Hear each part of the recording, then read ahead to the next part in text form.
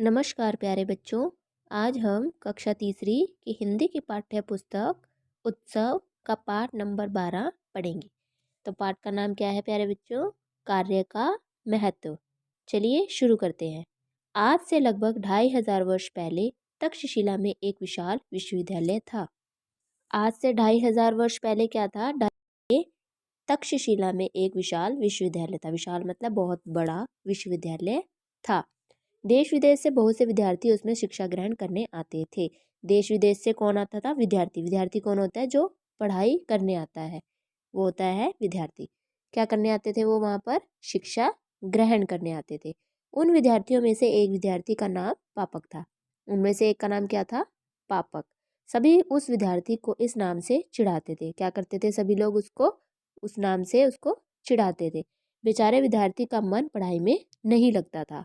वह अकेला बैठकर अपने माता पिता को कोसता रहता, जिन्होंने उसका नाम पापक रखा था। उसका क्या नहीं करता था? उसका पढ़ाई में बिल्कुल भी मन नहीं लगता था और वह अकेला बैठकर क्या करता था? अपने माता पिता को बुरा भला कहता था, मतलब कोसता था कि उसका नाम उन्होंने पापक क्यों रखा है। एक दिन दूसरे विद्यार्थियों से तंग होकर पापक अपने आचार्य के पास गया। उसने आचार्य से कहा, आचार्य जी, सभी बच्चे मुझे पापक के नाम से चिढ़ाते हैं। एक दिन वह तंग होकर कहाँ गया था? आचार्य के पास। आचार्य कौन होता है? अपने टीचर के पास गया था वह। उसने आचार्य से क्या कहा? उन्होंने कहा कि सभी बच्चे जो है मुझे पापक के नाम से चिढ़ाते हैं। इस उपहास के कारण पढ़ाई में मेरा मन नहीं लगता। इसके कारण, उपहास मतलब क्या होता है? मजाक उड़ाना। इस मजाक के कारण उसका मन क्या करता था? पढ़ाई में नहीं लगता था। मैं सदैव दूसरे छात्रों के उपहास से बचने का उपाय सोचता रहता हूँ। आपसे मेरी प्रार्थना है कि आप मेरा कोई दूसरा नाम बदल दे। वो क्या कहता है अपने आचार्य के पास जाकर कि मैं इसी बारे में सोचता रहता हूँ और आप क्या करें, आपसे प्रार्थना है कि आप मेरा नाम बदल दे। आचार्य ने पापक की बात ध्यानपूर्वक सुनी। उन्होंने मुस्कुराकर कहा, वत्स। आचार्य ने क्या किया? उसकी जो बात को अच्छे से सुनी, ध्यान से सुनी और मुस्कुराकर क्या कहा? वत्स। वत्स क्या होता है? मतलब बेटा। बेटा, तुम्हारा प्रश्न विचारणीय है। विचारणीय का मतलब क्या होता है? विचार करने के लायक, जो मतलब सोचने के लायक है। तुम सर्वत्र घूमो। सर्वत्र मतलब कि तुम सभी जगह घूमो, लोगों से मिलो तथा उनसे बातें करो। क्या करो? लोगों से मिलो और उनसे बातें करो। वापस आकर तुम्हें जो भी नाम अच्छा लगे मुझे बता देना, मैं तुम्हारा वही नाम रख दूंगा। और आचार्य जी क्या कहते हैं? वापस आकर जो भी लोग आपको नाम बताएंगे या आपको कोई भी नाम अच्छा लगेगा वो आके आप मुझे बताना और मैं वही आपका नाम रख दूंगा। पापक आचार्य की बात सुनकर बहुत खुश हुआ। पापक क्या हुआ? आचार्य की बात को सुनकर बहुत ही खुश हुआ। वह एक नए उत्साह के साथ घूमा। घूमते घूमते उसने एक व्यक्ति को रोते देखा। वह क्या करता है? उत्साह के साथ जाता है, मतलब बहुत खुशी खुशी वह घूमता है हर जगह। घूमते घूमते उसको एक क्या व्यक्ति मिलता है? एक व्यक्ति मिलता है जो बहुत रोता हुआ रो रहा होता है। वह व्यक्ति अपनी आंखों पर हाथ रखकर जोर जोर से रो रहा था। क्या कर रहा था वह? हाथों को आंखों पर रखकर जोर जोर से रो रहा था।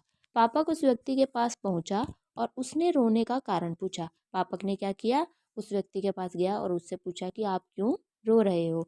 उस व्यक्ति ने पापक को बताया, मेरी आंखों में तेज पीड़ा हो रही है। उसने क्या बताया पापक को?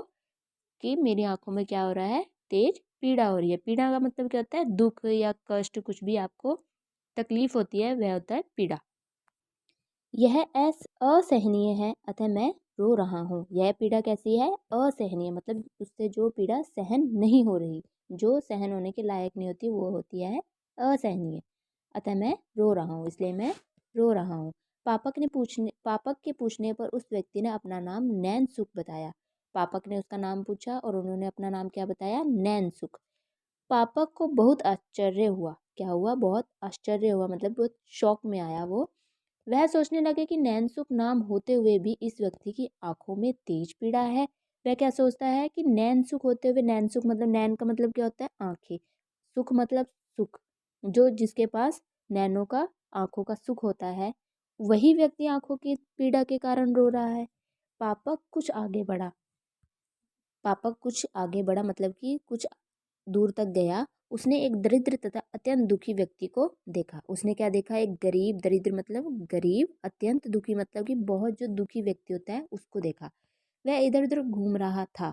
पापक ने पथिक से इधर उधर घूमने का कारण पूछा। वह व्यक्ति क्या कर रहा था? इधर उधर घूम रहा था और पापक ने उसके पास गया और उनसे क्या पूछा कि आप इधर उधर क्यों घूम रहे हो, उसका कारण पूछा। पथिक ने बताया, मुझे दिशा भ्रम हो गया है। पथिक ने क्या बताया? पथिक कौन होता है? पथिक मतलब जो पथ पे अपने चल रहा होता है, मतलब कि रास्ते में कोई भी अनजान व्यक्ति होता है उसको हम पथिक बोलते हैं। उसने क्या बताया कि मुझे दिशा भ्रम हो गया है। दिशा भ्रम मतलब कि दिशा जो भूल जाता है, रास्ता अपना भूल जाता है, उसको हम बोलते हैं दिशा भ्रम। मैं अपना मार्ग भटक गया हूँ। मैं अपना मार्ग क्या? अपना रास्ता भटक गया हूँ। यही कारण है कि मैं इधर उधर घूम रहा हूँ। ये पापा के पूछने पर उसने अपना नाम पंथक बताया। पापा को घोर आश्चर्य हुआ। पंथक नाम होने पर भी पथिक अपना मार्ग भटक गया है। मतलब कि पापा ने जब उससे पूछा कि आपका नाम क्या है, उन्होंने क्या बताया कि मेरा नाम पंथक है। पंथक का मतलब क्या होता है? पंथक मतलब जो अपने पथ पर चलता है, मतलब अपने रास्ते पर सीधा चलता है, सही मार्ग पर चलता है। पापा को क्या हुआ? बहुत आश्चर्य हुआ, मतलब बहुत शौक हो गया वो भी यह सुनकर कि पथिक नाम होते हुए भी वह अपना जो है रास्ता भूल गया है, मार्ग भटक गया है। इन घटनाओं ने पापा की आंखें खोल दी। इन घटनाओं से क्या हुआ? पापा की आंखें खुल गई कि नैन सुख होते हुए भी क्या था, जो वो व्यक्ति अपनी आंखों की पीड़ा से दुखी था, और जो पंथक था वो अपना क्या करता है? अपना पंथक नाम होते हुए भी अपना पथ मतलब कि मार्ग भटक गया है। इन घटनाओं से उनने जो पापक था उसकी आंखों को खोल दिया। उसने निष्कर्ष निकाला कि नाम के पीछे भटकना मूर्खता है। उन्होंने क्या परिणाम निकाला? निष्कर्ष निकाला कि नाम के पीछे घूमना एक मूर्खता है, मूर्ख व्यक्ति का काम है। पापक विद्यालय लौट आया। पापक कहाँ पे लौट आया? अपने विद्यालय में वापस लौट आया। विद्यालय आकर आचार्य ने उससे उससे पूछा, वत्स, क्या कोई अच्छा नाम ढूंढ पाए हो? विद्यालय आकर आचार्य ने उनसे क्या पूछा कि क्या बेटा आप कुछ अच्छा नाम ढूंढ कर ला पाए हो? पापक ने उत्तर दिया, आचार्य जी, मुझे अपने नाम परिवर्तन की आवश्यकता नहीं है। पापक ने क्या उत्तर दिया? आचार्य जी, मुझे जो अपना नाम बदलना था उसकी अब मुझे कोई आवश्यकता नहीं है, कोई ज़रूरत नहीं है। उस दिन से पापक मन लगाकर पढ़ने लगा। उस दिन से क्या करने लगा? पापक मन लगाकर पढ़ने लगा। तो प्यारे बच्चों, यह था हमारा पाठ नंबर 12, कार्य का महत्व।